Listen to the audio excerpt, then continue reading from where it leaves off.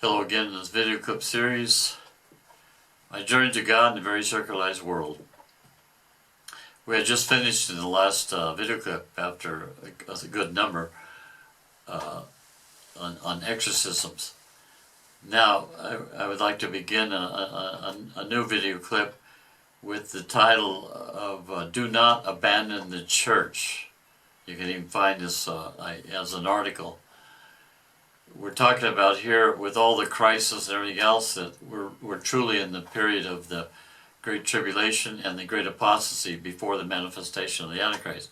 And so there's a great tendency to leave the church, in particular when there's all kinds of scandals. So I wrote this article several years ago, 5-6 years ago, and it was motivated by a group that I was. Once a week we were meeting to talk about these things. And I wrote to the people in this group, to pray and to encourage each other in this period of great confusion in the church. Because today the world and the church is on the left side, the liberal side, with the presumption of the love and mercy of God, with no obligation to live what we say in the act of contrition. I firmly resolve, with the help of thy grace, to sin no more and to avoid the near occasion of sin. You might find also helpful an article that I wrote. Is called Who Decides the Truth? Thus there is the tendency to go toward the other extreme, to the right, and even to leave the body of Christ, the spouse of Christ, the church, believing to find the true church in another group. Today the church is full of more Judas Iscariots than ever before. It is now that the church needs faithful on their knees before the Blessed Sacrament with the Holy Rosary. St. Thomas Aquinas tells us that virtue lies between the two extremes. Today, with so many on the left side in subjectivism and relativism, there is a great temptation to go too far to the right and to lose true humility. We must not compromise with the truth as so many do today, but at the same time we must recognize that we are sinners, and we must not abandon the church crucified today due to more sins than ever before. And so I kind of wrote down these things for the group that I was following, that I wrote to them. I says to them, our Friday group is a group of sinners. This is why we do the way of the cross every Friday, in order to penetrate the mystery that if I were the only person on the face of the earth, Jesus would have done all that suffering only for me. You might find helpful an article I published called The Great Gift of the Cross. I continue with them. I says, our group is not a group in which we believe that we are less sinners than the others.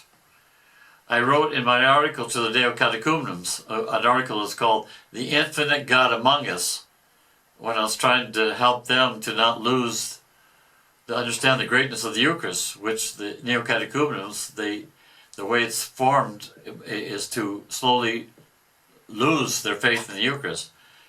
And so in that article to the Neo-Catechumens, I wrote, when one reads the diary of St. Faustina, one sees that while she progressed in union with Jesus, she was more and more aware of her misery, and at the same time more trustful in the mercy of God, with much gratitude toward God for this inestimable gift of mercy.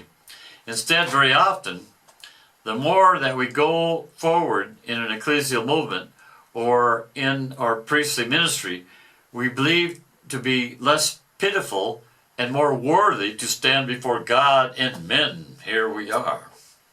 And when a person does not do what he must do according to our criteria, according to us, as leaders in an ecclesial movement, or as a pastor in a parish, instead of trying to understand the situation and the motives of the person, who often we treat this person badly, very badly. Is this the way to love our neighbor or ourselves? What remains after death for all eternity? A great work that we believe to have done, or our personal virtue? St. Bonaventure and many other saints tell us that without humility there is no virtue, and there is also spiritual blindness. Cardinal Joseph Ratzinger said on May 27th, 1998, he was talking about giving this advice to ecclesial movements of this danger. And so this is what Ratzinger said about this danger in ecclesial movements.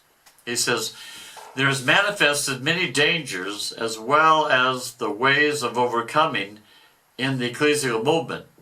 There is the threat of unilaterality, which leads to exaggerating the specific mandate which has its origin in a given period or in strength of a particular charism. It is a fact that can lead to absolutizing one's own movement, which ends up identifying itself with the church herself, to understand itself as the way for all, while in fact this one way can be made known in different ways. Everybody thinks, we're all the whole church, nobody else. And Ratzinger continues, there is a strong tendency for the people in the ecclesial movements to absolutizing one's own movement, especially today when we find ourselves more than ever in a social, cultural, these are my words now, and spiritual crisis at all levels. But we priests must seek that maturity, to not run from this lack of maturity, which suffocates the life which is there, but to stand with Mary at the foot of the cross, waiting with patience and with our example, their Christian maturity. One makes a journey of faith and maturity together, each respecting the role and vocation of the other. You might read the article, The Neo-Catechumenal Mass, talks all about this. The martyrs of the first centuries of the church did not hold a vengeance against their murderers, and thus attracted many new followers to the new Christian religion, because people never saw before anything similar. That is the great persecution and justice without vengeance or rancor, but forgiveness from the heart. That's how they conquered the Roman Empire. I wrote in my article, The Eucharist in the Catacombs, that you can read, I wrote the following. Do not seek a perfect Catholic group with people who have put themselves above the true magisterium of the Church, as did the Donatists in the time of St. Augustine and many groups in the history of the Catholic Church, but rather remain with Mary at the foot of the cross, as the body of the Christ, the Church, is being humiliated and crucified in this period of the Great Tribulation. The schismatic traditionalist groups, where there is very often present spiritual blindness and proof texting and a priori deductions if things do not fit into their scheme or idea. In other words, a bad mass, therefore the whole council is bad, without studying the documents of the council, the popes afterwards, and so on. They just want to make it the way they want to think it, have convinced many Catholics that the Novus Ordo Mass of the Second Vatican Council is invalid. But as explained above, in the Novus Ordo Mass, all the four essential elements are present. Below you can also read that the other parts of the Eucharist, Eucharistic prayer, are, according to St. Ambrose, and quoted in the Summa Theologica of St. Thomas, essentially preparatory. If a priest obeys the liturgical books of the Catholic Church, the Novus Ordo Mass is to be celebrated with the same reverence and respect as is expected from a priest who celebrates the Tridentine Mass, following the liturgical books which regards the Tridentine Mass. In the early 60s in California, I was an altar boy, and one of the priests in our parish celebrated the Tridentine Mass in less than 20 minutes every day. The real problem here is in the heart and in the faith of the priests and bishops and the lay people. If the majority, and even the great majority of the bishops and priests and lay people are no longer willing to obey the liturgical books or even the catechism of the Catholic Church for adults, and have slipped into the worship of man instead of remaining faithful to their calling as Christians to worship God, to adore God alone, what could Pope Paul VI, Pope John Paul II, and Pope Benedict do to remedy the problem? You know, if the great majority don't want to obey anything, but we always want to give it's like spoiled kids. Whenever there's a problem, it's always the fault of the parents. So now, so many Catholics, when there's a problem, it's never my fault. You got to find someone to give the blame. Okay, it's that Pope, it's that Council, that's it.